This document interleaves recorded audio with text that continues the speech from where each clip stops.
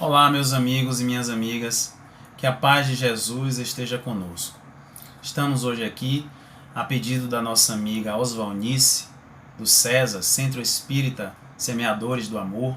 Aproveitamos também o momento para mandar um grande abraço a todos os demais trabalhadores, dirigentes, aos amigos, frequentadores também desta casa, de bons serviços prestados à comunidade, ao movimento espírita, que possamos todos encampar realmente esse trabalho de divulgação da doutrina espírita e buscar também o auxílio e assistência a todos aqueles que buscam o conhecimento espiritual.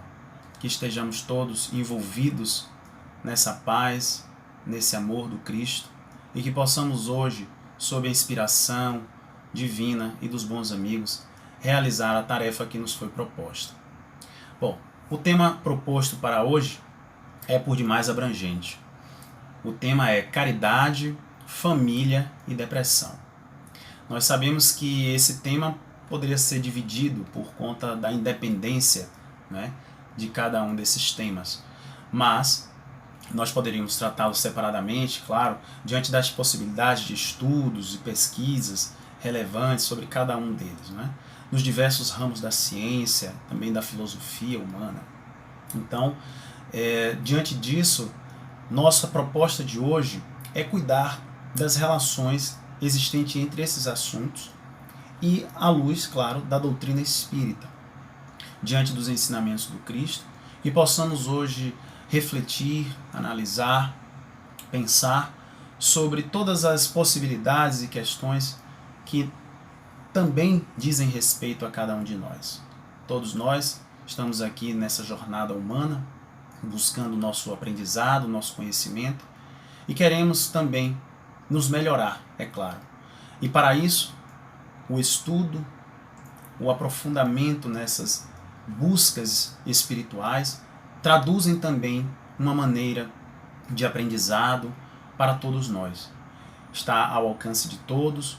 Estamos aqui também querendo compreender cada vez mais a nossa existência dentro desse contexto universal. Saber quem somos, de onde viemos, para onde vamos, o que nós estamos fazendo aqui, neste mundo. E é claro, essas buscas passam também pela compreensão dos cenários que o mundo nos apresenta. Não falamos aqui só dessas buscas externas, mas principalmente da busca interna, daquilo que existe em cada um de nós, aquilo que é a nossa essência, a essência divina, essa conexão e essa percepção do alto em nossas vidas, da condução de um Pai amoroso que tem uma sabedoria infinita, por cada um de nós também tem o seu infinito amor. Então, que sejamos capazes de perceber dentro dessas reflexões, através da análise, do entendimento, daquilo que a vida quer nos mostrar. Que nós possamos perceber também, diante das crises que a humanidade enfrenta e que nós estamos passando agora, qual o sentido disso tudo? Qual a razão de nós estarmos aqui hoje, tendo essa experiência única, essa chance também de aproveitar cada uma dessas propostas que o Cristo, que Deus nos oferece. Então, é claro que a análise de tudo isso passa também pela análise íntima, pela análise interna. Nós estamos aqui para procurar trabalhar e buscar aquilo que nós ainda não trabalhamos e não buscamos. E todas essas dificuldades que vão se apresentando para a humanidade e também individualmente são mecanismos que Deus nos apresenta para estruturar todas essas possibilidades dentro de nós, para nos tornarmos confiantes, para que a vida que nós queremos construir seja também uma vida laboriosa, uma vida produtiva. E é claro, essas crises dizem respeito também às nossas relações. uns com os outros. Porque esse momento especial da humanidade, de transformações de ordem social, política, econômica e, acima de tudo, moral, estão aí para demonstrar a qualidade dessas relações que nós mantemos uns com os outros e também, claro, com o divino. Essa relação com Deus deve a cada dia ser observada, verificada, para que a gente perceba também onde é que nós podemos melhorar, onde é que nós estamos errando, e as relações com os outros. E é por isso que tudo que nos acontece tem também a finalidade de nos trazer a nossa consciência para a realidade que nós estamos vivendo, e não aquela realidade que nós criamos, fantasiosa, onde nós imaginamos que tudo que nós queremos e tudo que nós desejamos deve ou pode acontecer. Então, que nós possamos perceber dentro dessas crises humanas também a necessidade da convivência uns com os outros, da melhoria dessas relações e, é claro, como não buscar a base dessas relações, que é a própria família. A base da humanidade, a base onde nós somos recebidos quando reencarnamos, para, dentro dela, criar dentro de nós também os caminhos da nossa personalidade, do caráter, que já estão ali, dentro daquele desenvolvimento, daquela formação que é extremamente necessária para lá na frente nos tornarmos homens de bem. Verdadeiros homens de bem, como vai nos dizer Kardec no Evangelho segundo o Espiritismo. Através daquelas qualidades, atributos que nós precisamos cultivar e alimentar dentro de nós. São requisitos para aqueles que desejam se iluminar, para aqueles que querem se libertar também das injunções da carne, das paixões, dos desejos que nos aprisionam e nos impedem de alçar voos maiores. E para isso, claro, fazer esse mergulho interior para conhecer as nossas emoções e sentimentos e assim nos relacionarmos em família e em sociedade é de extrema importância. É conhecer as emoções que nós produzimos a cada momento, em razão dos padrões que nós já fixamos em nossas consciências, no perispírito, é fundamental para daí em diante também realinhar a nossa caminhada, reestruturar as nossas vidas diante dos conhecimentos espirituais e também dos ensinamentos do Cristo, que vão nos mostrar um roteiro seguro para seguir, e evitando também as enfermidades de toda ordem, especialmente as enfermidades emocionais, psíquicas, mentais. E dentre elas temos a depressão. A depressão é também o fruto do adoecimento das relações humanas, especialmente da nossa sociedade. Uma sociedade em pleno século XXI, em que apresenta um consumismo exagerado, o hedonismo, a busca pelo prazer, pelos desejos, e esquecendo-se de se perceber como espíritos imortais. Todos nós temos aqui a possibilidade, através das doenças, que nos obrigam a dar uma parada em nossas vidas. Nos obrigam a pensar melhor no que está acontecendo, no que nós estamos fazendo das nossas escolhas, das nossas decisões. Será que estão sendo as melhores? Será que nós estamos indo pelo caminho mais satisfatório, que possa nos trazer alegrias, felicidade? E isso também demonstra, claro, esses adoecimentos psíquicos a respeito da nossa fragilidade, seja ela física, psicológica e principalmente também espiritual. do quanto ainda precisamos estar em condições para avançar nos caminhos da evolução, nos caminhos que o Cristo veio nos preparar, veio nos apresentar. Então, tudo isso traduz-se, claro, num aprendizado que nós precisamos e também naquilo que todos nós buscamos, que é nos salvar. Nos salvar de nós mesmos. E é essa a verdade. Salvar das nossas iniquidades, da nossa intemperança, da impetuosidade, do desespero, da raiva, da mágoa, do ódio e de todas as emoções e sentimentos que ainda não estão muito bem ajustados e que nós não sabemos como conduzi-los. E aí nos faz lembrar também, claro, a parábola do bom samaritano, quando aquele doutor da lei pergunta ao Cristo o que é preciso para ser salvo. E Jesus lhe conta aquela parábola e, em resumo, traz para todos nós que a única forma de nos salvarmos é através da caridade. Porque ele coloca como máxima da sua doutrina: fora da caridade não há salvação.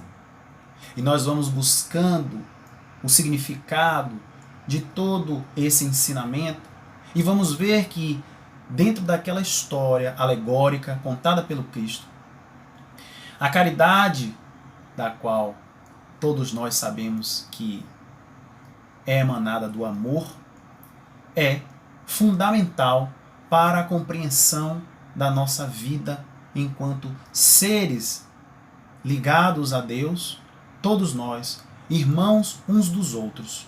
Então, a compreensão dessa caridade, no sentido mais amplo de auxílio ao próximo e também de nos colocarmos no lugar do outro, é traduzida pelo amor. O amor que é o resumo de todo o ensinamento do Cristo. O amor que nos remete a uma nova compreensão, a uma nova sintonia que também vai nos auxiliar em nossa caminhada, fazendo de nossas vidas uma vida voltada para Deus. Porque Deus é amor. Deus é a representação sublime desse sentimento, de que nós ainda estamos em busca, do qual nós ainda não conseguimos assimilá-lo na sua inteireza, na sua plenitude. E isso, é claro, é um processo lento, é demorado. E daí as necessidades das crises, das experiências em família, nas relações uns com os outros, para desenvolvermos esse sentimento, para buscarmos em nós cultivá-lo e fazê-lo dar frutos a todos os dias, a cada momento. E para isso, todas as outras virtudes as quais são filha, como a solidariedade, a generosidade, a fraternidade, nos transmitem essa condição e essa possibilidade de concretizar em nós a realização desse amor. A realização desse sentimento que vai nos unir às pessoas, aos espíritos, a todos, numa única humanidade, numa única família. Mas para isso, precisamos colocá-lo em ação. E como é que faz isso? Se não através da caridade. Como é que nós vamos nos colocar no lugar daquele que sofre, que passa fome, que passa por uma doença, seja ela qual for, sem nós nos colocarmos também em ação esse sentimento?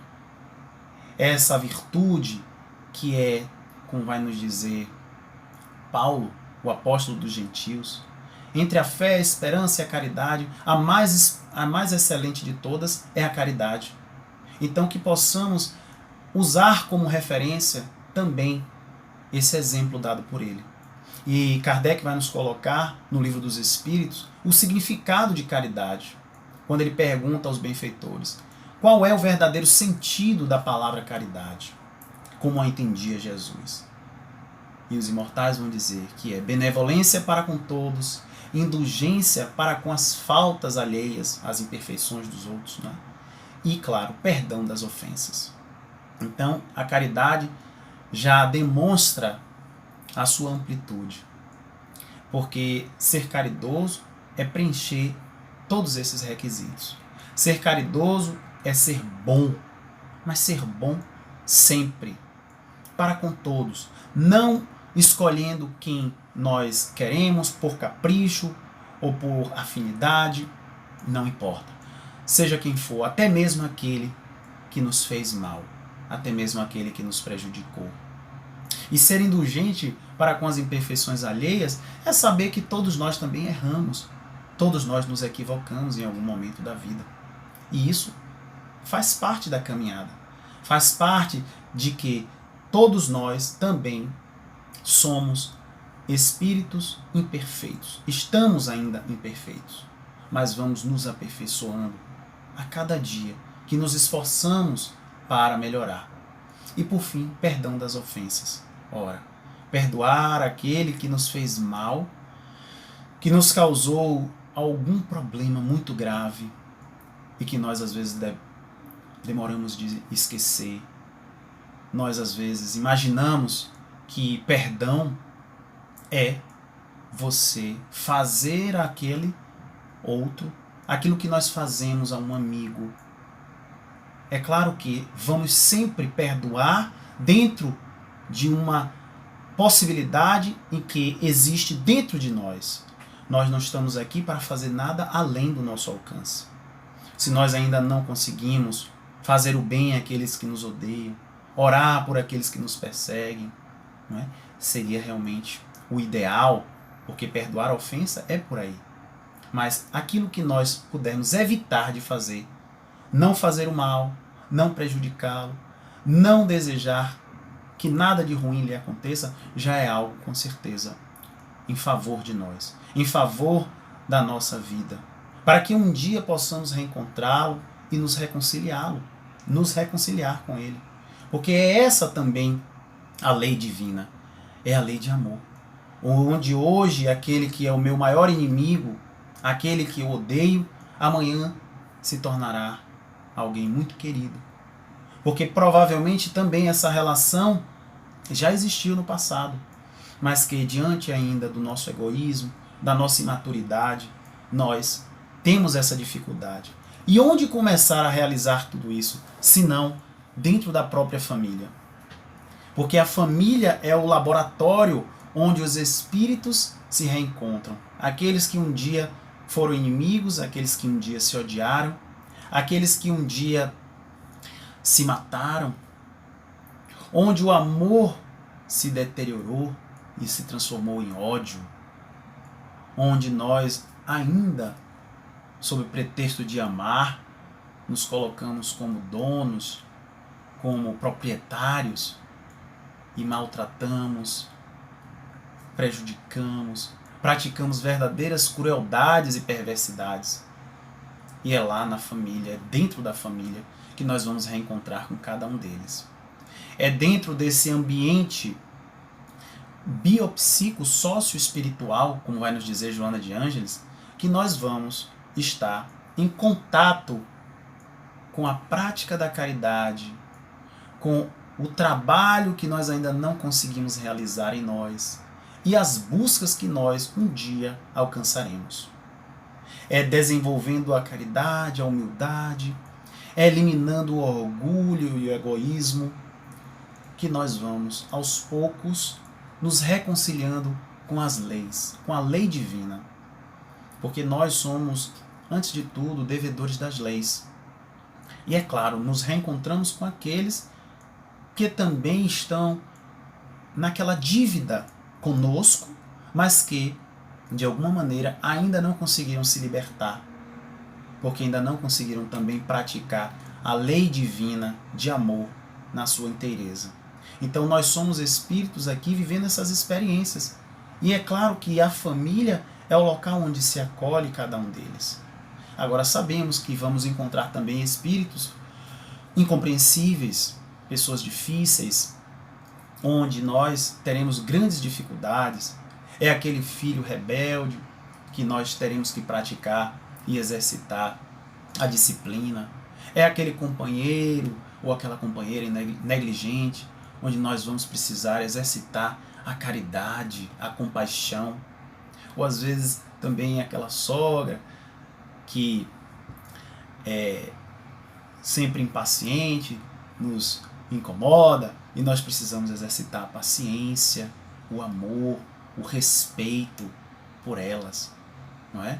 Então vai nos dizer Joana de Ângeles, no livro Constelação Familiar: o lar é o celeiro de bênçãos, no qual se coletam as informações e a vivência edificante, tornando-se o primeiro núcleo de socialização da criança, que aí aure as experiências dos ancestrais, adquirindo os hábitos que deverão nortear a sua caminhada existencial.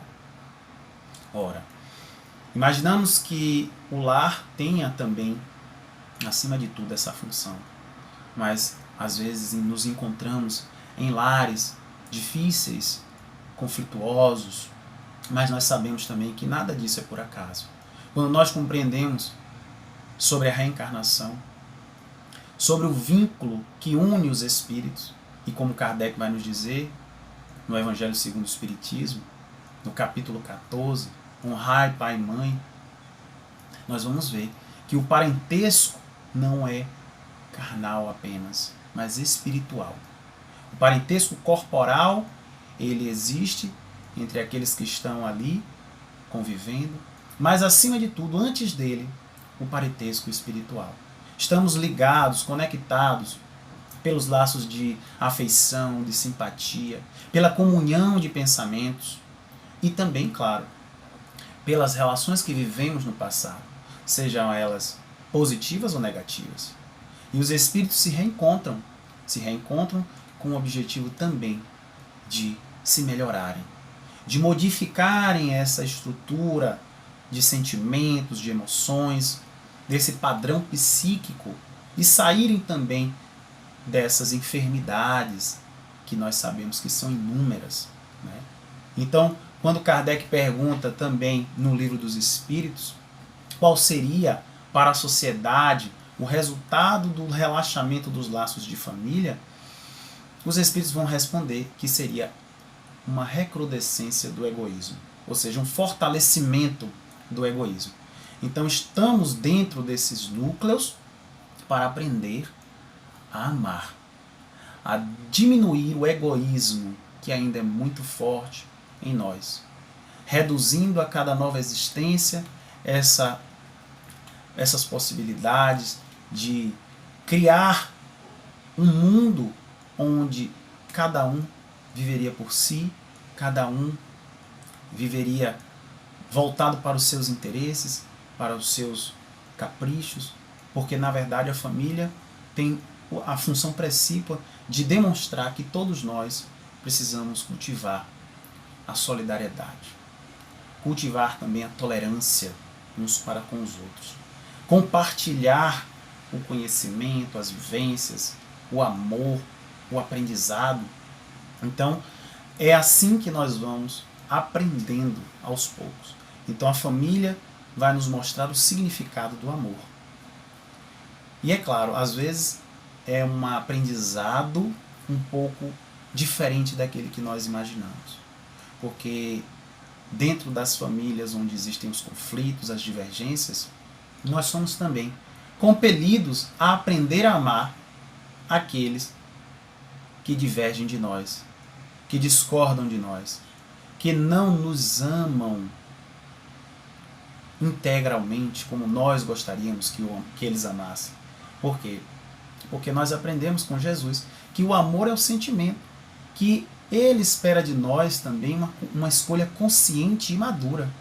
Então, o amor em si, ele não é um sentimento tão simples de se exercitar, como a gente às vezes pode imaginar. Nós precisamos também colocar em nós essa sensação de amadurecimento, de percepção sobre o outro, sobre os seus defeitos, sobre as suas imperfeições, sobre quem cada um é de verdade. Porque o amor de Jesus é um amor incondicional, nós sabemos disso. Então, independente do que nós fizermos, Ele sempre continuará a nos amar. É esse o amor que Ele nos convida. É esse o amor que nós ainda não conseguimos construir. E claro, o mandamento para honrar o pai e a mãe é um mandamento que nos transmite também essa necessidade desse amor incondicional. Não importa o que aconteça, pai e mãe sempre deverão ser respeitados e amados por todos nós.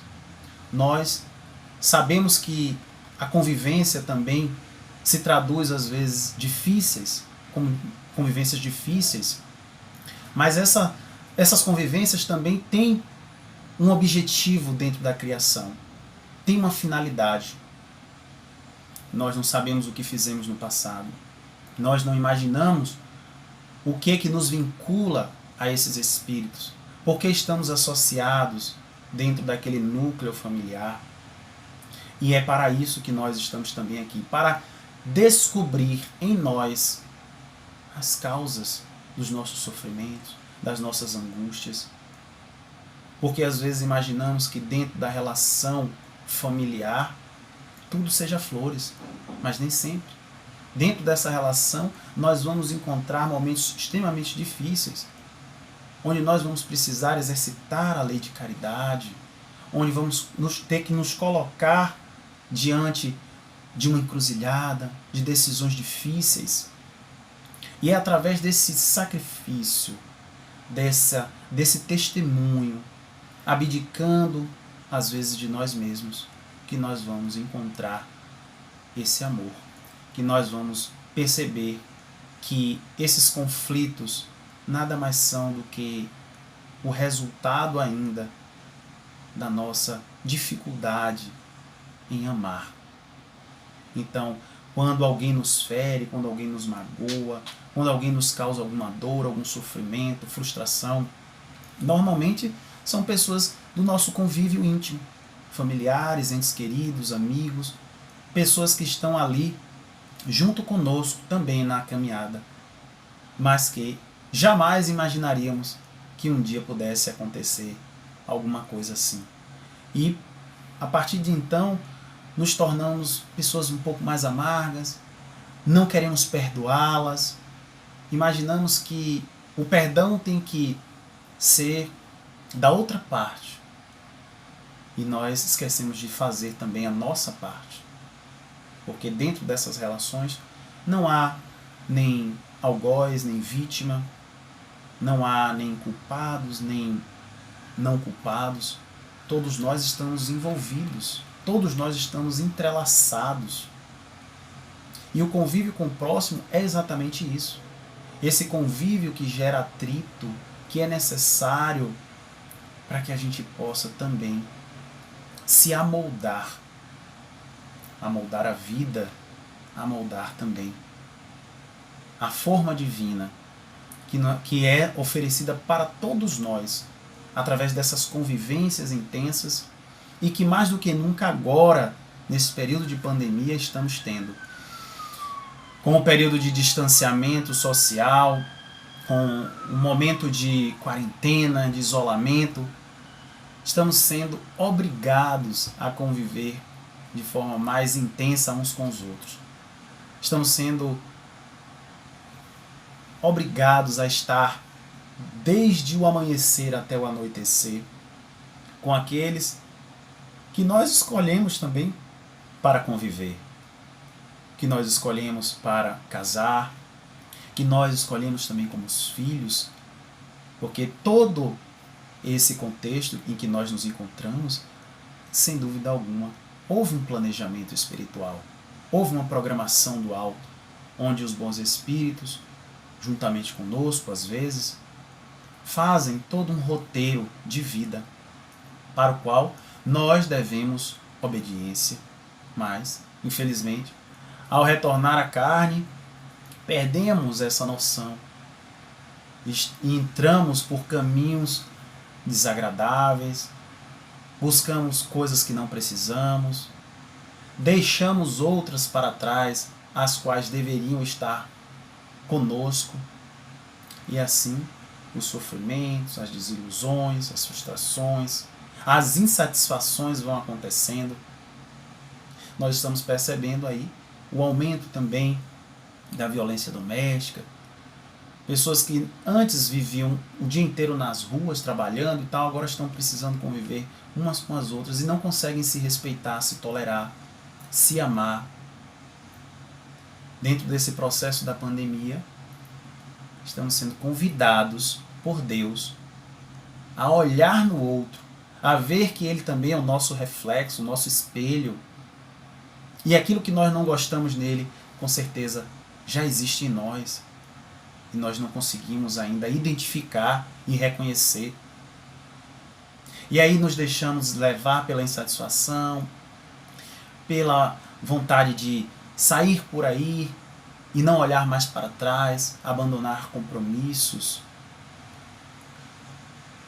e interromper, inclusive até, os resgates.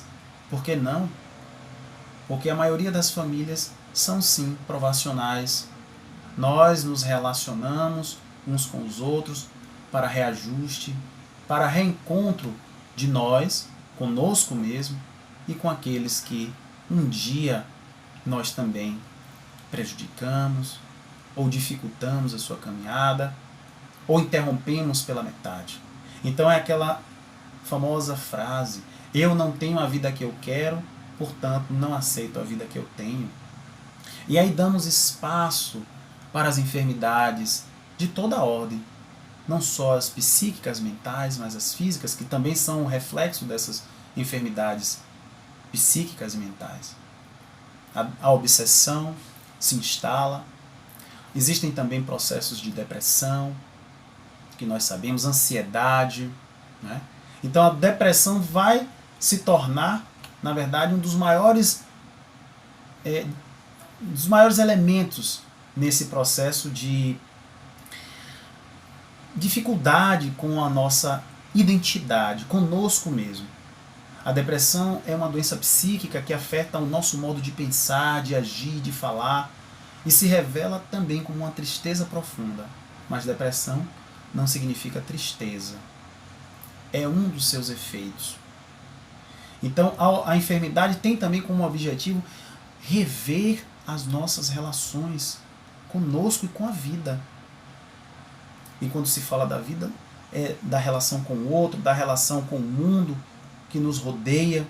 Tudo isso, claro, amparado e observado por Deus, que deseja também o melhor para todos nós.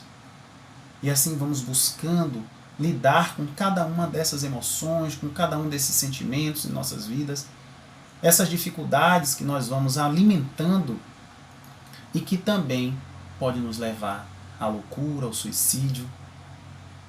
Então esse momento é mais do que nunca um momento de reflexão interior, de revisitar todas as nossas emoções, todos os nossos sentimentos, aquilo que nós queremos para a nossa vida daqui em diante. Porque entrar na tristeza, negar que tudo isso que está acontecendo é para o nosso bem, é também dar espaço a todos esses ingredientes que nós sabemos que são terríveis para a nossa vida. Não só a vida física, mas principalmente a vida espiritual. É dar espaço aos processos de obsessão, de vinculação mental, de sintonia, de outras mentes também enfermiças, viciadas, que se encontram desalinhadas com o bem, com o amor, e encontram às vezes espaço em cada um de nós. Então, essa tristeza é algo que a gente precisa também trabalhar, especialmente agora, onde nós estamos sozinhos, onde nós podemos buscar a oração, a meditação, com mecanismos de defesa. Porque dar um novo significado à vida é também criar o amor que Deus já nos ofereceu por natureza, que Deus já nos concedeu em nossos corações. Então só cabe a nós trazê-lo à superfície, só cabe a nós buscá-lo, acessá-lo e não deixar que a nossa vida se transforme em algo negativo, em algo ruim, em algo que eu não queira e não aceite viver. Então, é um convite, sim, para a readaptação às nossas realidades. É um convite para mudar as nossas diretrizes. E nós não devemos perguntar por que nos acontece. Por que aquela situação me deixou triste? Por que alguém me traiu, me enganou? Por que alguém me passou para trás? Por que eu passei por um revés financeiro, material? Não. Nós devemos perguntar para quê? Para que isso está acontecendo na minha vida? Qual é a finalidade? Porque o para quê nos mostra o presente e o futuro. O porquê busca o passado. Busca aquilo que aconteceu e que não pode mais ser modificado, na maioria das vezes.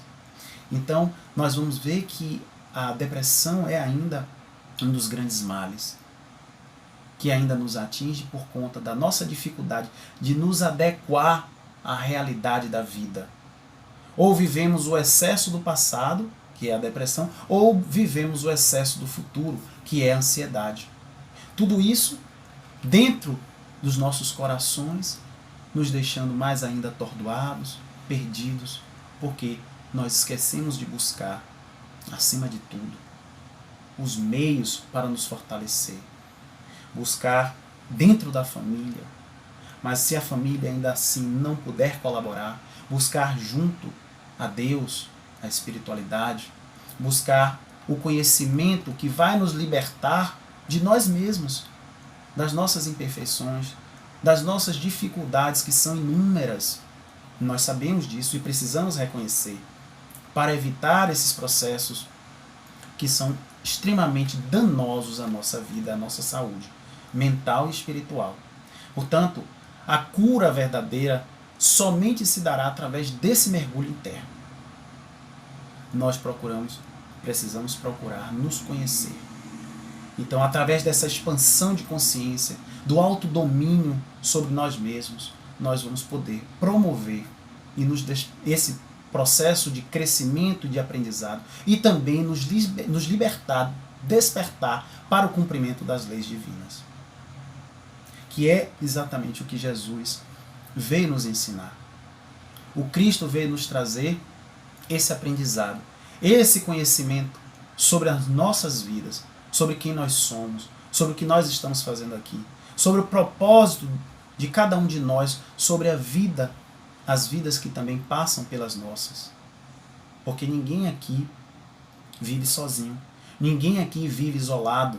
Estamos hoje isolados por uma circunstância, para também aprender a valorizar a convivência, para aprender a valorizar o outro, aquele que nós desrespeitamos, não toleramos, temos preconceitos inúmeros, ou que achamos que está ali para nos servir e que nós esquecemos que estamos aqui para servir uns aos outros. Então, é necessário considerar que ainda nos encontramos distantes de adquirir esse verdadeiro amor, essa verdadeira consciência, capaz de praticar na inteireza os ensinamentos do Cristo, de praticar e de cultivar em nós as virtudes sublimes que farão das nossas vidas e da vida e de toda a humanidade um mundo melhor.